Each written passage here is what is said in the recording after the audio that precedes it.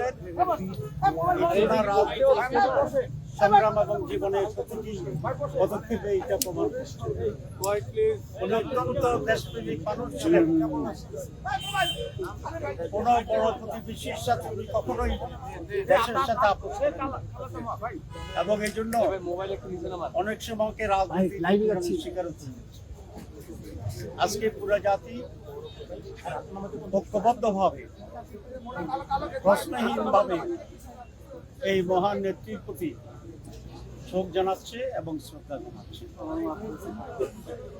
এই মুহূর্তকে যদি আমি হিসাব করি তাহলে বাংলাদেশের সবচেয়ে জনপ্রিয় নেত্রী বা নেতা তিনি ছিলেন। তিনি যখন অসুস্থ ছিলেন আমি দেখেছি পুরা জাতির সকল দল মতের মানুষেরা অত্যন্ত উদ্বেগের সাথে ওনার সুস্থতা কামনা করেছিলেন, ঐক্যবদ্ধ হয়েছিল। প্রত্যেক মানুষকেই মৃত্যুবরণ করতে হবে।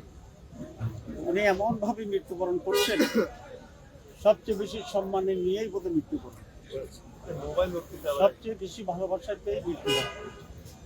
রাজনৈতিক জীবনে উনি সফল ছিলেন, উনি মৃত্যুকালীনও সফল।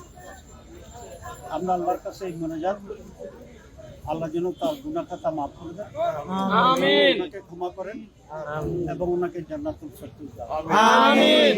ওনার যে জাতির প্রতি ওনার যে নির্দেশিকা ছিল,